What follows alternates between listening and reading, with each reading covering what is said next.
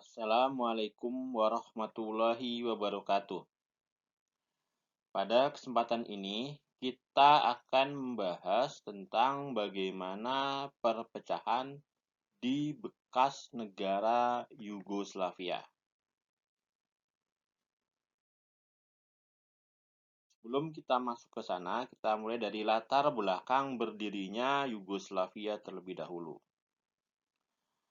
Yugoslavia itu berasal dari kata Jug yang berarti selatan dan Slaveni yang berarti Slavia.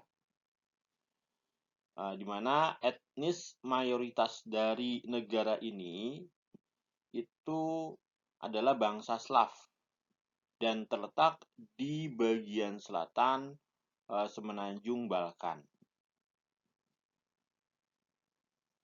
Nah, wilayah Yugoslavia itu awalnya merupakan bagian dari beberapa kekaisaran besar seperti Ottoman, Austria-Hungaria, dan Kekaisaran Rusia. Nah, kemudian di tahun 1918 itu Yugoslavia berdiri. Nah, itu berdasarkan dari deklarasi Korfu yang ditandatangani tanggal 20 Juli 1917. Nah, kemudian pasca Perang Dunia Pertama, itu waktu itu ada perjanjian Versailles antara Jerman dengan sekutu. Nah, dalam perjanjian itu juga dibahas tentang pendirian sebuah negara baru, yaitu Kerajaan Serbia, Kroasia, dan Slovenia, yang kita kenal sebagai Yugoslavia. Jadi, awalnya Yugoslavia berbentuk kerajaan dengan nama Kerajaan Serbia, Kroasia, dan Slovenia. Nah, ketika tahun 1941, itu tentara Jerman dengan dibantu oleh pasukan dari Bulgaria, Hungaria, Italia, kemudian menginvasi Yugoslavia. Akibatnya Yugoslavia pun takluk dan wilayahnya dibagi-bagi. Nah, Raja Yugoslavia yaitu Raja Peter II itu kemudian mengungsi ke London dan mendirikan pemerintahan di pengasingan. Nah, kemudian sementara itu tentara Yugoslavia tetap melakukan perlawanan terhadap pasukan pendudukan dari bloknya Jerman. Nah, yang menarik di sini ketika Jerman menduduki Yugoslavia, Jerman mendirikan sebuah negara boneka yang disebut dengan negara Kroasia. Nanti dalam negara Kroasia ini akan salah satu pekerjaannya adalah membantai etnis Serbia, kemudian kaum Muslim dan kaum Katolik. Nanti itu akan menjadi permasalahan di belakangan hari. Nah, ini ada dua kelompok perlawanan di Yugoslavia. Yang pertama adalah perlawanan Chetnik di bawah kendali Mihailovic dan perlawanan gerilya di bawah kendali Josip Broz Tito.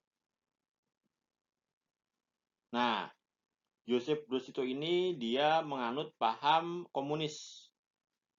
Nah, kemudian tidak heran jika mendapat dukungan dari Uni Soviet. Tetapi ketika pas Perang Dunia Kedua ini sebenarnya Josip Broz Tito tidak hanya mendapat dukungan dari Uni Soviet, karena waktu itu satu blok dengan Amerika Serikat dan Inggris. Amerika Serikat dan Inggris juga memberikan support kepada Josip Broz Tito. Jadi ada Uni Soviet, kemudian Amerika Serikat dan Inggris yang memberikan bantuan kepada Josip Broz Tito untuk melawan tentara pendudukan Jerman. Sekitar tahun 1944, tentara Soviet dengan dibantu oleh Tito itu mulai bisa menguasai wilayah-wilayah di Yugoslavia, ditandai dengan mulai bisa masuk ke wilayah Beograd. Nah, di akhir Oktober 1944, bahkan tentara Jerman berhasil diusir dari Yugoslavia. Nah, dengan keberhasilan itu, maka tentara pembebasan nasional yang dipimpin oleh Tito itu mendapat dukungan dari pihak kerajaan dan digabungkan dengan tentara kerajaan, sehingga peran Tito menjadi lebih besar. Bahkan dalam perjalanannya, saking besarnya pengaruh dari Joseph Broz Tito, Raja Peter II, penguasa dari kerajaan Serbia, kerajaan yang tadi, Serbia, Kroasia, Slovenia, itu berhasil dilengsarkan oleh Majelis Konstituante Yugoslavia yang mayoritas diisi oleh kaum komunis. Sehingga Yugoslavia kemudian berubah menjadi republik di bawah pimpinan Joseph Broz Tito. Nah, kemudian dibuat undang-undang. Undang-undangnya adalah Konstitusi 1946. Nah, secara umum, Republik Yugoslavia itu terdiri dari 6 negara federasi dan 2 provinsi otonom yang meliputi Bosnia dan Herzegovina, Kroasia, Makedonia, Montenegro, Slovenia, Serbia. Adapun provinsi otonom ada Vojvodina dan Kosovo.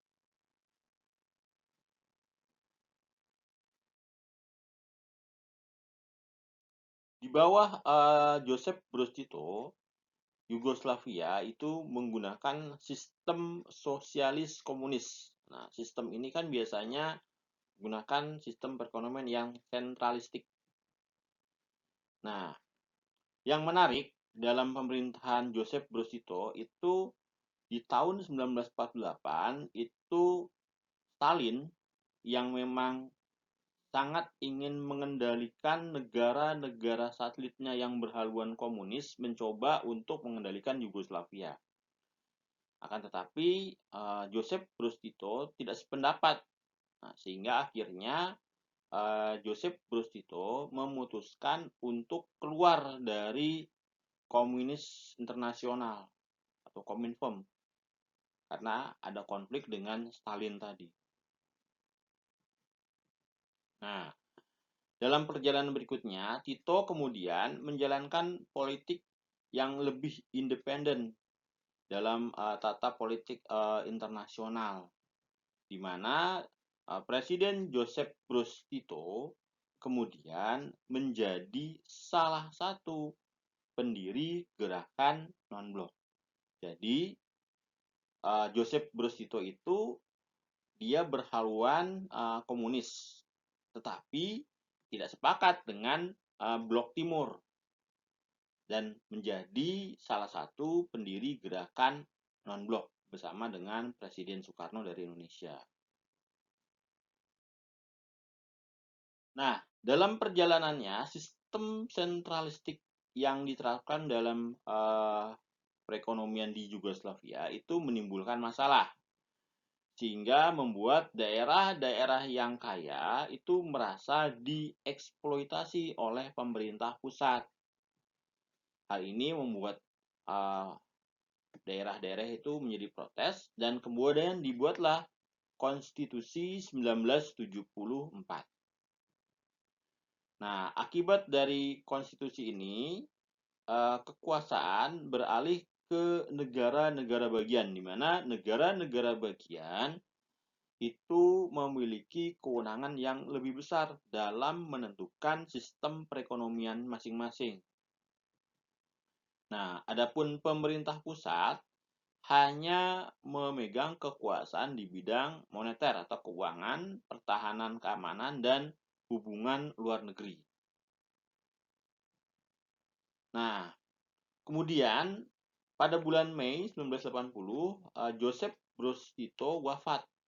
Nah, wafatnya Joseph Broz Tito ini kemudian menimbulkan banyak permasalahan karena selama ini Joseph Broz Tito itu begitu kuat ketokohannya. Nah, sementara Yugoslavia itu begitu beragam sehingga wafatnya Joseph Broz Tito menimbulkan permasalahan-permasalahan seperti utang luar negeri dari sisi ekonomi dan kemudian ancaman perpecahan. Karena memang pada dasarnya negara Yugoslavia itu dibangun dari etnis yang berbeda dan juga daerah jajahannya juga beda-beda. Kalau Indonesia kan secara umum ibaratnya samalah. Etnis kita memang beda, tetapi yang menjajah kan Belanda. Makanya ibaratnya tidak sebesar perbedaan yang ada di Yugoslavia. Nah, selanjutnya setelah itu Yugoslavia mencoba menganut kepemimpinan kolektif di mana setiap negara bagian itu mendapatkan giliran untuk menjadi pemimpin Yugoslavia. Jadi digilir sekarang Serbia, nanti Kroasia, nanti siapa. Lanjut aja terus seperti itu. Nah, dalam perjalanannya ternyata gagal dalam mengatasi masalah politik dan ekonomi di Yugoslavia. Nah, di sekitar tahun 1980-an itu kemudian muncul tokoh Slobodan Milosevic. Nah, beliau pengen meniru tokoh Joseph Broz Tito. Beliau memiliki visi nasionalisme Serbia Raya. Nah, ini yang jadi masalah. Karena lebih mementingkan dari unsur Serbianya. Padahal kan harusnya kalau nasionalisme bukan nasionalisme yang sempit, harus nasionalisme yang luas. Nah, ini hanya mementingkan bagaimana membangun Serbia Raya. Karena si Milosevic merasa ketika berada di bawah kepemimpinan Tito, Serbia yang merupakan wilayah yang dianggap kaya akan sumber daya alam, itu cuma dijadikan sapi perah untuk kemakmuran Yugoslavia. Jadi Serbia itu jadi kurang makmur pas masa Tito. Nah, kemudian langkah-langkah yang diambil oleh Milosevic setelah menjadi pemimpin Yugoslavia, yang pertama adalah mencabut otonomi Kosovo. Kemudian ketika Kosovo protes, dia mengirim pasukan untuk meredam protes tersebut. Nah, kan Kosovo itu kan termasuk wilayah yang mempunyai otonomi khusus. Nah, oleh Slobodan Milosevic itu dicabut. Oke, dia mau menerapkan sistem sentralistik. Nah, warga Kosovo kemudian protes.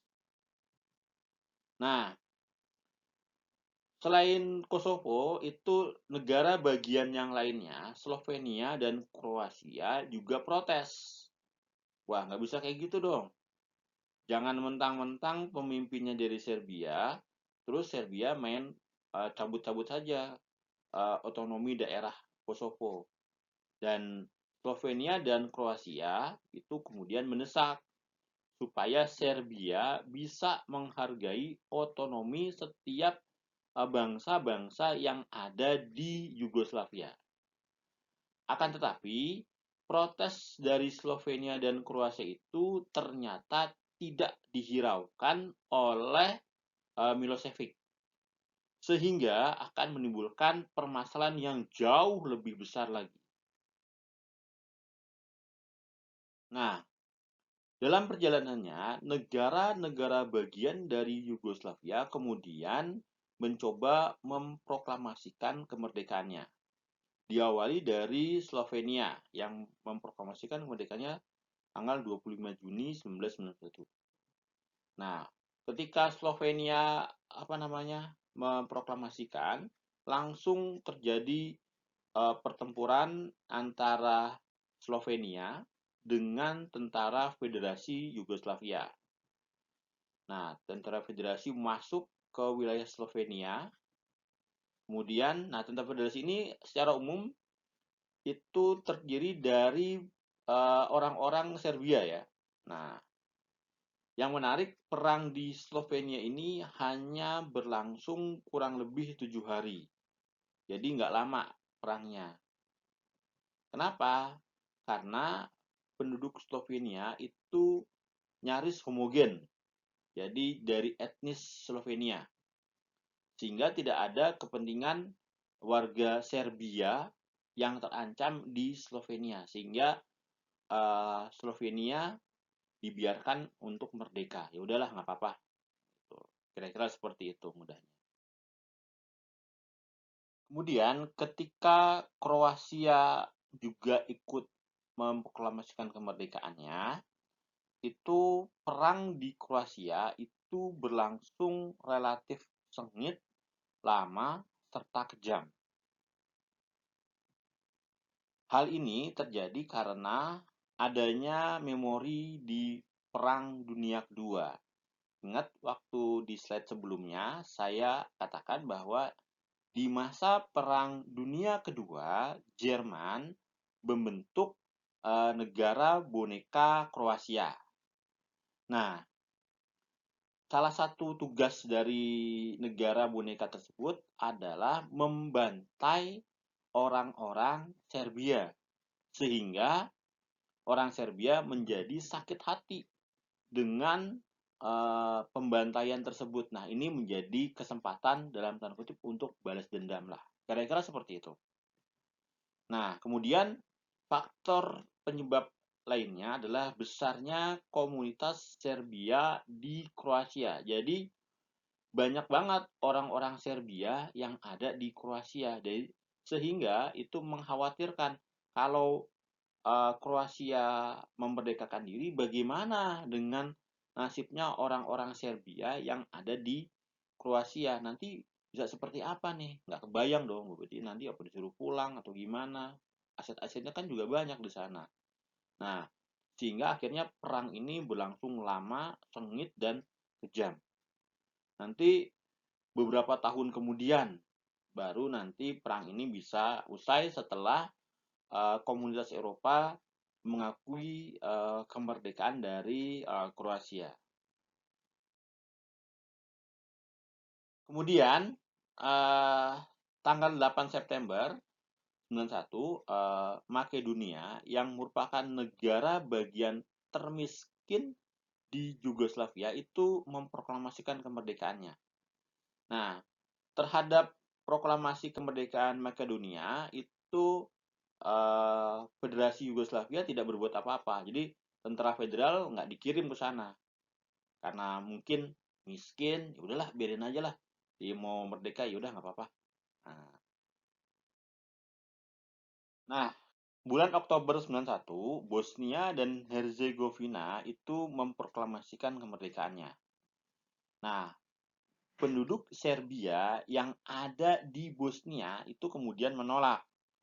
Mereka kemudian mencoba untuk memproklamasikan Republik Srpska atau Republik Serbia di Bosnia. Jadi di Bosnia itu kan ada orang Serbia juga penduduknya. Ya sama kalau di Indonesia kan ibaratnya di Kalimantan ada orang Jawanya juga, di Aceh ada orang Jawanya juga. Kira-kira seperti itu logikanya. Nah, orang-orang Serbia di Bosnia itu kemudian membentuk Republik Srpska.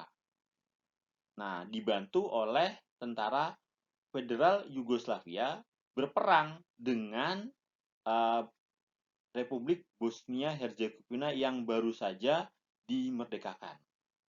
Nah, dalam perang antara federal dengan Bosnia Herzegovina ini berlangsung sengit dan kejam.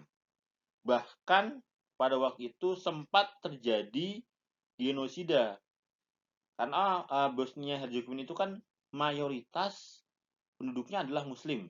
Ya wajar, karena waktu itu kan pernah lama menjadi bagian dari kekhalifahan Turki Utsmani atau Ottoman, sehingga banyak yang berpenduduk Muslim. Nah, waktu itu banyak kaum Muslim yang dibunuh. Salah satunya adalah di Srebrenica. Pelakunya adalah Jenderal Ratko Mladic yang membantai 8.000 Muslim. Tetapi ini bukan perang antar agama, ini lebih ke perang pembersihan etnis. Jadi biar logikanya masuk, kan Serbia di Bosnia punya komunitas. Nah, mereka bentuk Republik Srpska.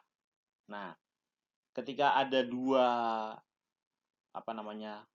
negara, nah itu yang orang-orang Serbia berusaha untuk memusnahkan etnis Bosnia supaya mereka menjadi legal pemilik dari Republik Srpska. Kira-kira seperti itu. Jadi pembantaian ini lebih ke pembantaian etnis supaya orang-orang Serbia di Bosnia bisa menguasai negara tersebut.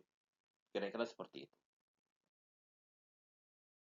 Nah, kemudian di wilayah lain, Kosovo yang merupakan provinsi otonom itu mayoritas beretnis Albania, juga sama mengalami pergolakan sepanjang tahun 97 dan 98.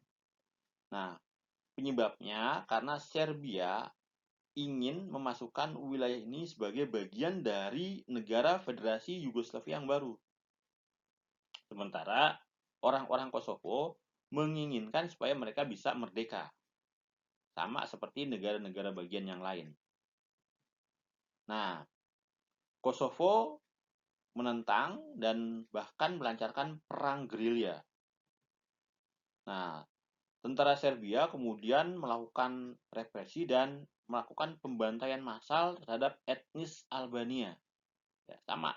Jadi tujuannya adalah supaya nanti orang-orang Albania itu menjadi tertekan dan sehingga mau bergabung dengan Federasi Yugoslavia. Nah, NATO itu merespon dari adanya pembantaian yang dilakukan oleh Serbia tersebut, sehingga akhirnya NATO melancarkan pengeboman besar-besaran terhadap sasaran-sasaran militer Serbia, sehingga Serbia kemudian kewalahan dan akhirnya Milosevic sepakat untuk mundur dari wilayah Kosovo dan NATO bisa masuk ke wilayah tersebut sekitar bulan Juni tahun 1999. Nah, kemudian pada bulan Juli tahun 2000 itu dilakukan amandemen Konstitusi Nasional. Kan sebelumnya ada Konstitusi tahun 1946. Kemudian ada Konstitusi 1974 dan ini baru yang terbaru berarti tahun 2000. Nah, ada dua tujuan utama amandemen tersebut. Yang pertama, Milosevic berharap bisa berkuasa lebih lama dari masa jabatannya sekarang. Dan yang kedua, bisa mengurangi pengaruh Montenegro dalam sistem pemerintahan federal. Jadi pada waktu itu Republik Yugoslavia itu wilayahnya hanya tinggal sedikit, hanya tinggal Serbia dan Montenegro. Nah, dalam pemilu ternyata Milosevic kalah sama Vojislav Koštunica. Nah, kenapa kok dia bisa kalah? Karena Koštunica itu didukung oleh Democratic Opposition Serbia atau DOS. Nah, ada pun beberapa kebijakan-kebijakan Koštunica setelah menjadi pemimpin Yugoslavia, Federasi Yugoslavia. Yang pertama adalah mengganti beberapa perwira-perwira tinggi militer dengan tujuan supaya bisa melindungi kepentingan Montenegro karena khawatir kalau pemimpinnya militernya dari Serbia bisa jadi nanti ada pembantaian lagi. Jadi petinggi-petinggi militer yang dia terlalu fanatik sama Serbia itu diganti sama Kostunica supaya Montenegro bisa aman lah. Nah, kemudian pemimpin Serbia sebelumnya yaitu Slobodan Milosevic kan waktu itu dia dianggap banyak melakukan kejahatan perang karena banyak melakukan pembantaian di berbagai wilayah di Kroasia, di Bosnia, Kosovo, banyak kan. Nah, itu dia diinginkan supaya diadili atas tuduhan kejahatan perang di pengadilan internasional di Den Haag. Awalnya Kostunica itu menolak, tapi akhirnya si Milosevic ini kemudian ditangkap. Nah, ketika Milosevic itu ditangkap, itu menyebabkan orang-orang Serbia itu merasa kayak gimana gitu. Kok kayaknya ditangkap sih? Janganlah, jangan diserahkan ke pengadilan internasional. Nah, akhirnya hubungan antara Kostunica dengan Serbia, pemimpinnya Zoran Zindic itu menjadi tegang. Jadi nggak serk. Nah, kemudian seiring dengan waktu muncul keinginan dari Montenegro untuk berpisah dari Serbia. Nah, dan keinginan tersebut akhirnya terwujud pada bulan Mei 2006 itu diadakan referendum. Dan dalam referendum tersebut warga negara Montenegro setuju kalau mereka merdeka. Mereka lepas dari Yugoslavia yang hanya tinggal Serbia dan Montenegro itu. Nah, akhirnya tanggal 3 Juni 2006 Montenegro mendeklarasikan kemerdekaannya. Nah, dengan berpisahnya Montenegro dan tinggal hanya Serbia itu menandai bubarnya Yugoslavia karena satu persatu wilayah dari bekas Yugoslavia itu memisahkan diri dari Slovenia, Kroasia, kemudian Bosnia, Herzegovina, Kosovo, kemudian Montenegro. Ya sudah habis. Hingga akhirnya wilayah Yugoslavia yang dulu dibangun oleh Joseph Broz Tito menjadi bubar. Oke, sekian dulu yang bisa saya sampaikan. Kurang lebihnya saya mohon maaf.